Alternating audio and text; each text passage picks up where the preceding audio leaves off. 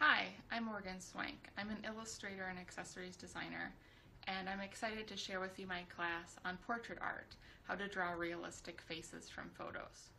I've been doing portrait art for about 13 years now, and over the course of that time, I've gone to different classes and workshops, and I've picked up quite a few different tips and tricks for getting the end result that you're looking for with your drawing.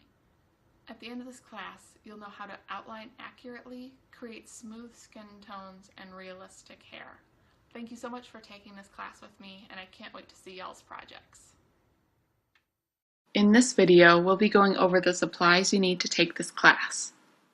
In addition to a computer, you will need Bristol board. You can get this in either vellum or smooth surface. I prefer vellum, but it's a complete personal preference. You will also need a pencil sharpener, a kneaded eraser, and optional is this mapped E-Pure eraser.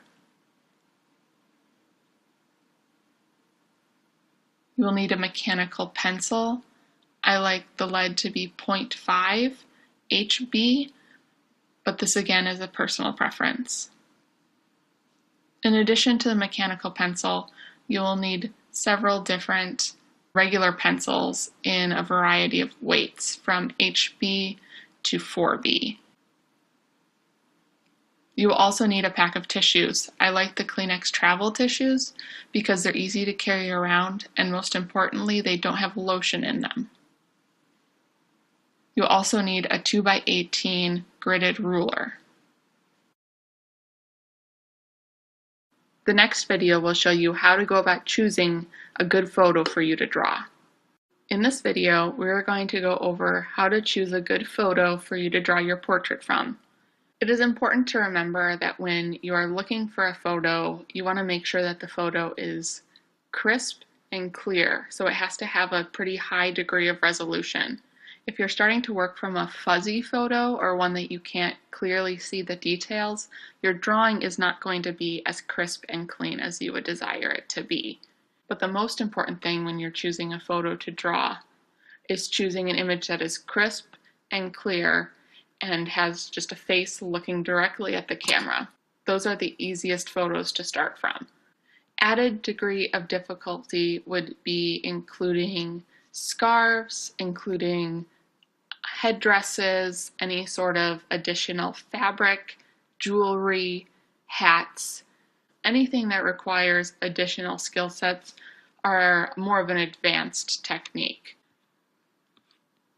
Another difficulty can be adding things such as facial hair or glasses. Those are two separate skills as well that take time to master. I always recommend when you're starting out choosing photos of the subject looking directly at the camera. A lot of people love seeing eyes, seeing the detail in the eyes, having the viewer and the portrait connect to one another. So even beautiful images such as the one seen on the screen here can be really difficult when you're starting out. I also recommend not choosing images such as the one seen here. The one on the left, the image is a little bit blurry. It's also a little bit dark in areas that will make the photo look a bit muddy. You want to make sure that if there are dark areas, the dark areas aren't too extensive, because then you're just putting layer and layer and layer of pencil on your drawing, and it really isn't creating that beautiful contrast that we're looking for. The drawing on the right, I wouldn't choose either. Both of these drawings you can't see the eyes very well. The drawing on the right is higher contrast, which I normally enjoy a bit of contrast. However, with her smiling with an open mouth, it creates an odd shape of that black bar between her teeth, and that can be difficult for somebody newer to portrait art to be able to translate into pencil. Teeth are also a difficult thing, so I would stay away from teeth at the beginning because they take a lot of work to master. This final photo is another example of a beautiful face, a beautiful composition. However, the way it's cropped makes it difficult. You can see on the left-hand side, you can't totally see her hand. The hat, you don't know the complete picture of what the hat looks like. You're not seeing her neck. So you want to make sure that you can complete the whole head, that you can kind of give her a little bit of a shoulder and body, because you don't want your drawing running to the ends of the paper like in a photograph. In this lesson, I'll be showing you a free online tool you can use in order to put a transparent grid over your photo. The reason we are doing this is to get a good, accurate outline on your page before you start shading and adding in details. There are many times with drawing you can put an outline down and start putting in shadows and shading and realize in the end that your eye is a fraction of an inch off or just a tinge too high. So the grid method helps you get a correct outline so that you have a better chance at a quality final product. So go to Pixlr.com, that's Pixlr.com. Up here on the right hand side you can sign up for free. Since I already have an account, I will log in, and I will log in with Facebook. And we can go down here to the arrow and click our arrow. And now the two options we have are Pixlr Editor and Pixlr Express. You're going to want to launch the web app for Pixlr Editor.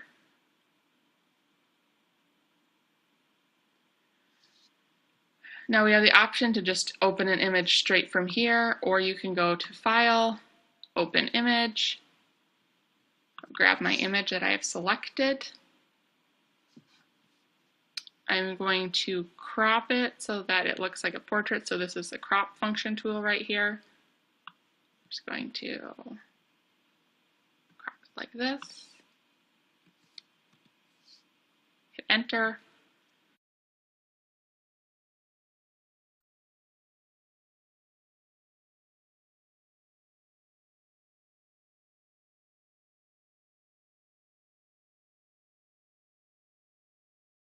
And then what I'm going to do is go to File, Open Image, and grab the transparent grid that is a .png. And I'll have this file uploaded for you to use as well. So here you can see the checkerboard behind it shows that it's transparent. So what you're going to do if you're on a Mac is hit Command A, and you'll see the little running ants along the edge. If you're on a PC, you use Control A, and now we're going to hit Command C or Control C for a PC. Then we're going to click here on our original image, and we are going to hit Command V or Control V if you are on a PC. Now we see that we have two layers here, our background, which is our main image, and then our layer 1. The layer 1 is what has our transparent grid on it, and I can use this tool up here that I'm selected on, and I can just move my grid around however I desire it to be moved. And then I'm going to go to Edit, Free Transform, and this is important when you're moving or scaling your box. You're going to want to hold down the Shift key so your box does not become distorted. Right now your grids are complete squares, which is exactly what you want for your gridded drawing. If I don't hold down Shift and I start doing this, it gets completely off kilter and it's going to do you no good. So what I'm going to do is I'm going to hold down Shift and see I can move it larger or smaller. So if you have an 11 by 14 piece of paper and you decide to do 1-inch grids, you are only going to want to have 11 spaces wide on this picture and 14 spaces long. So 1 inch per 1 square. I usually do my grids on my paper at about 3/4 of an inch, and then I will keep my image grid to be about 11 by 14, and then I'll center it in the middle of the paper. So what this does is it gives me extra room on the outside, and it helps make sure my face isn't too big on the paper. And go over to File, Save, and you can name this whatever you want. I'm going to name this my Skillshare drawing. Hit OK. I'll save it to my desktop. Save.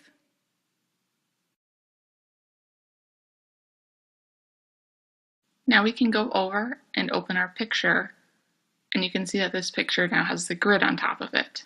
This is what we'll be using to draw from. In this video, I'll be showing you some tips and tricks for how to shade correctly. And then I will show you how to grid your paper in order to start outlining your drawing. What you're going to need is your mechanical pencil and a piece of scrap paper, preferably from your Bristol board pad. Every time I go from top to bottom, I lift my pencil off the paper and go from top to bottom again. Looking at shading techniques, you want to be able to draw very lightly with your pencil. How you are going to end up getting darker shades is not drawing harder, it's putting in more and more layers of pencil lead. So that's why we have different weights of pencil. So we start off with the mechanical, we have HB, I like a 2B, a 3B, a 4B, and the way that you add more in is by continuing to add layer upon layer upon layer of your pencil lead. Remember to practice your shading over and over. I do it when I'm taking notes for something, when I'm on the hold on the phone. It's really important to continue to grow your skills with shading, working on not putting your pencil down too hard, working on picking up your pencil after every stroke so you don't get the dark little hooks that you get if you just go up and down in like a zigzag motion. It's important for you to really work on those techniques, drawing lightly, drawing your strokes consistently the same weight, and drawing them not too firm so that you don't ruin the tooth of the paper. All of those things just need to be practiced over and over, and you'll start seeing improvement as you continue to practice. Now see, if I try to erase these darker lines, you're not going to be able to get rid of the imprint they have in the paper, and you can still see the dark color. Whereas if I erase the entire shading that I just did, you see that there's no residue. And that's what you want. So you need to practice your pencil lines and making sure that you're keeping your pencil really light. Sometimes it helps if you hold your pencil farther back and keep it at a more of a horizontal angle, and just gently you put your pencil starting at the top and then you work down in small strokes, always lifting your pencil up before going back up to the top. And then we're going to fast forward so you can kind of see how this works using a Kleenex. I do a little bit of shading, shade a little bit more, take my Kleenex, put it over, rub it around. So this quarter size piece just represents a small portion of what it would look like on an actual face. I would go through with the majority of the face and I would do a really light layer, constantly using my Kleenex to gently shade and smooth it out, and then I would go over it and over it until my base layer is done. It's going to look pretty dark. From doing like 2 light layers, it definitely becomes significantly lighter once you start contrasting it with the darker tones. And so of course with the darker tones, you'll just be adding more and more layers of pencil onto that.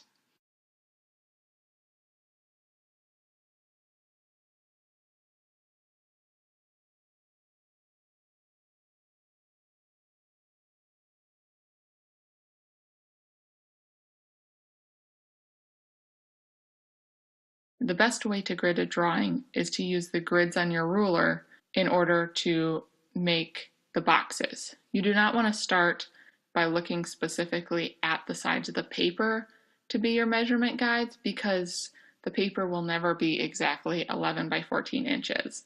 So if you start moving in from the sides and drawing little tick lines along the edge and then connecting them together, your boxes aren't going to be perfect squares.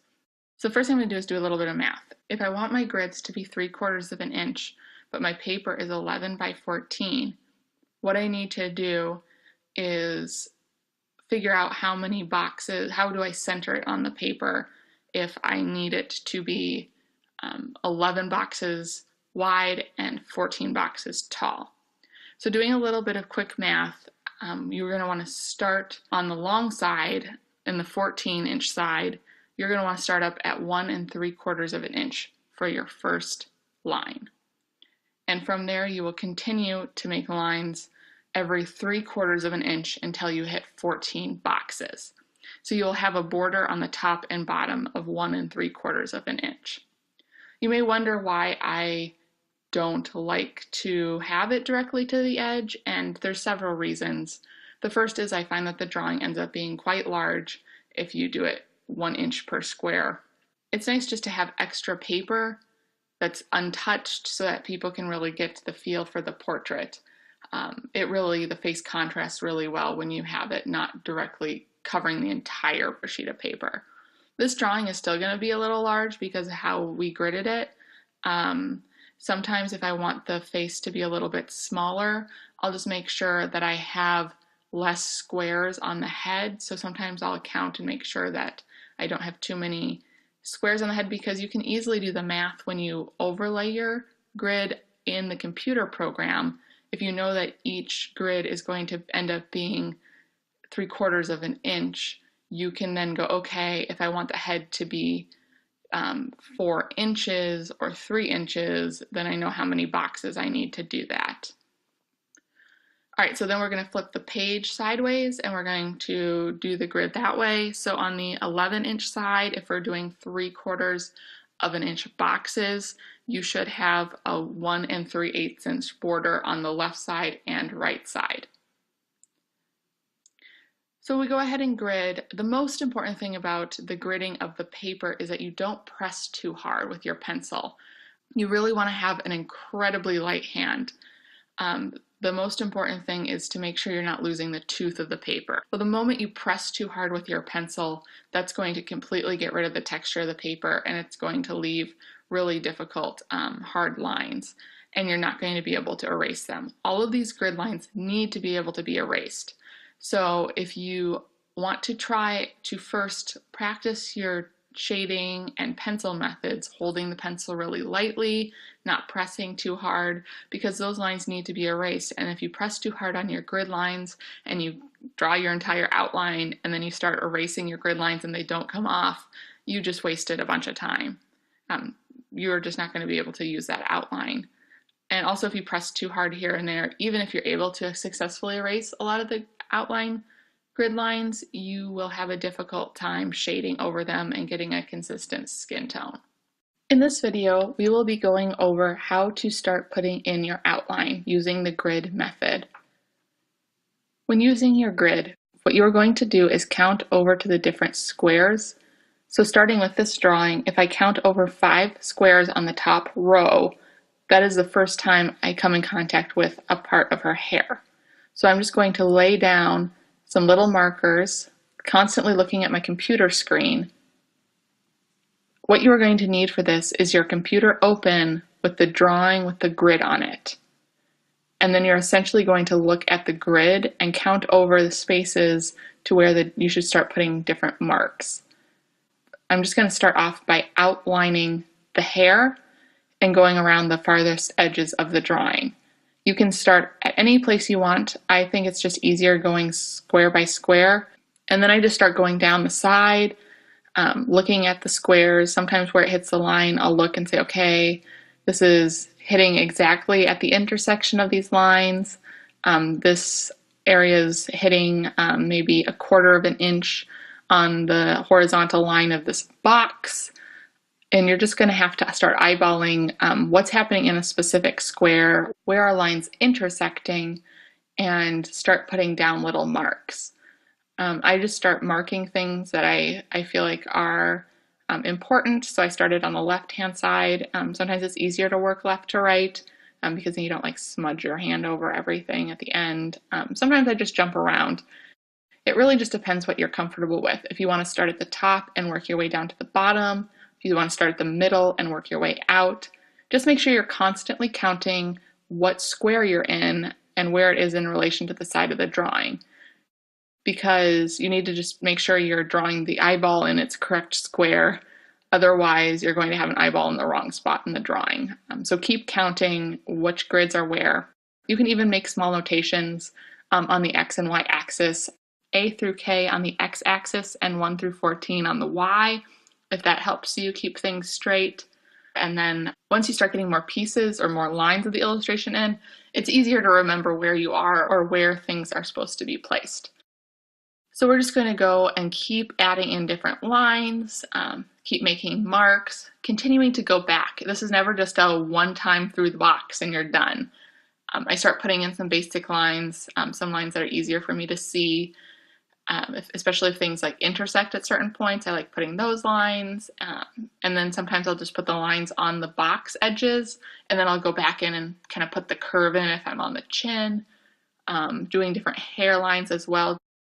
You need to really get this outline or this framework correctly, because otherwise anything topical and pretty you put on top of it is just going to be on top of a bad framework. It won't look like the person you are intending it to look like.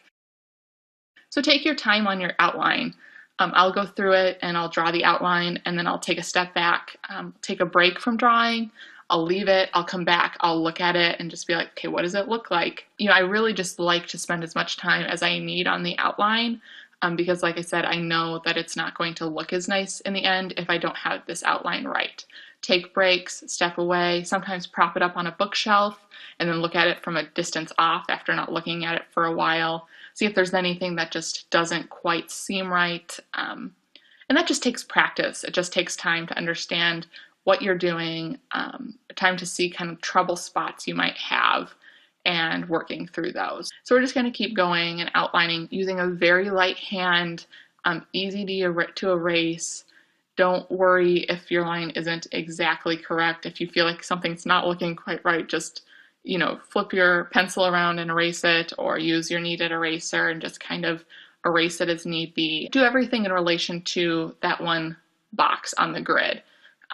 Just really asking yourself questions, going back and saying, does this look like what's in the box? Does it not? And then just keep adding in pieces as you go. And then eventually you will come out with an outline. In this video, we'll be going over how to shade the face.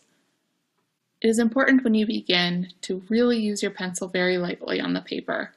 You want to utilize the techniques you've seen in the previous video on how to hold your pencil and how lightly you should shade.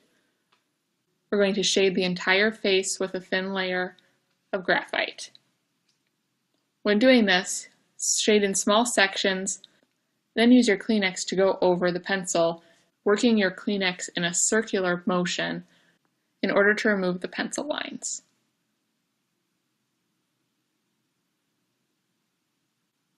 You're going to continue to do this for this entire first layer of skin tone, and then you will repeat the process a second time. You will notice when you start shading that it's a little bit rough to try and get nice smooth lines.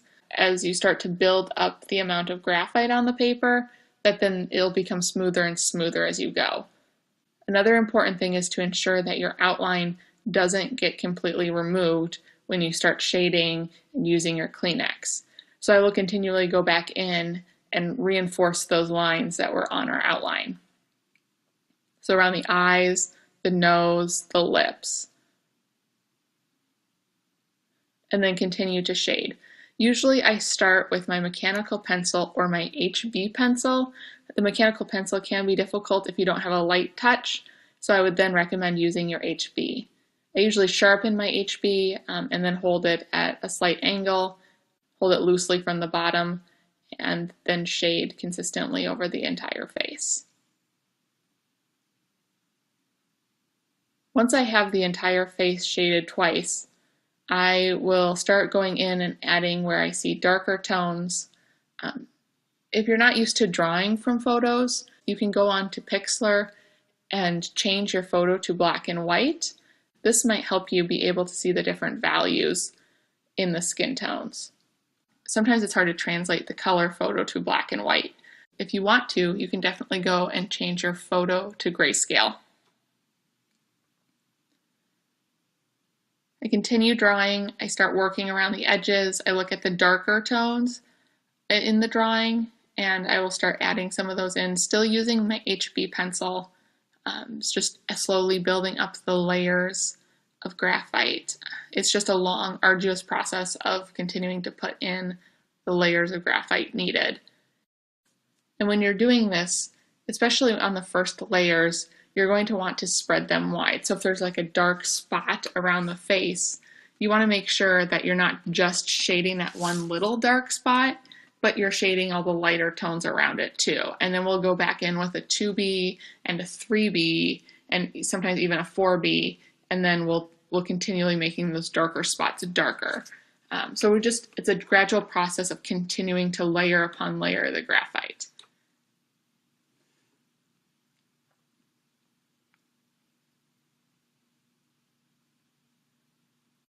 You also can start putting in the different nose area. I usually just start with the nostrils first, and then the area around the edge, gently shading, and then using my Kleenex to smudge, shading some more, smudging, and then I will use my eraser to sometimes lift the graphite off the paper. Either if I make a mistake, you can always go in with your eraser and lightly use your kneaded eraser to pick up some of the graphite off the paper. Also, where there's some highlights after I add in tones for a while, sometimes I will go in and use my eraser to lift some of the graphite off the paper so I can really see the contrast between the light tones and the dark. It's just constantly adding in the shadows, adding in the contrasting tones.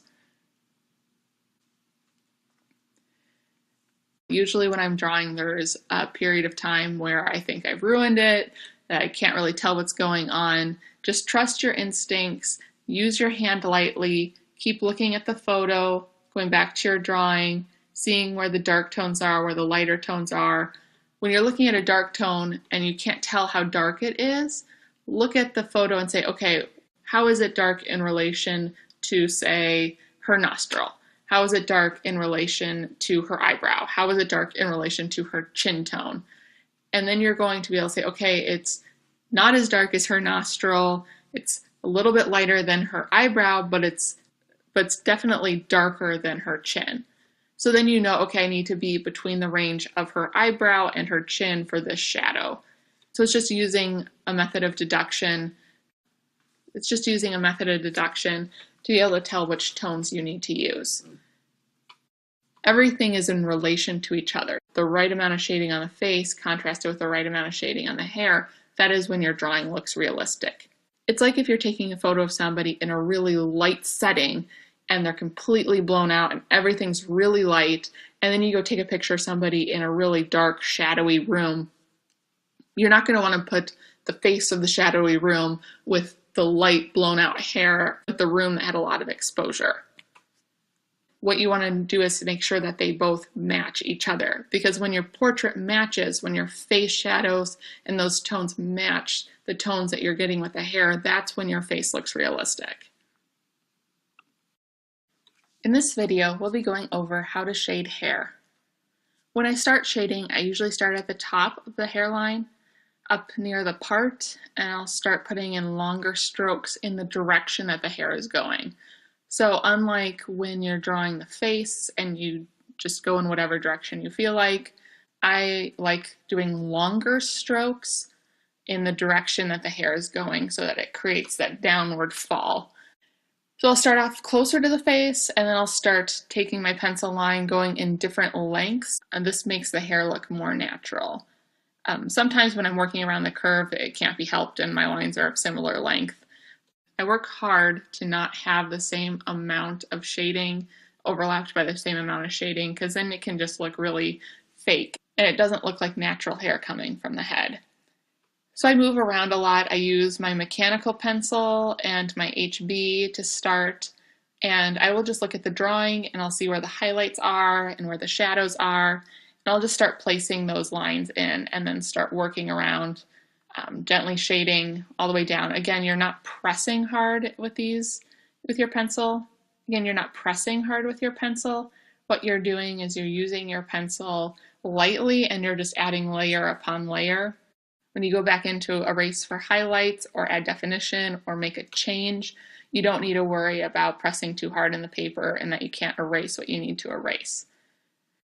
I do use the Kleenex on the hair. I do this because I want to make sure that the hair underneath what I'm going to start putting on top is well shaded. What I want to do is I want to make sure that the hair isn't too light underneath it, that there's not gaps in the hair.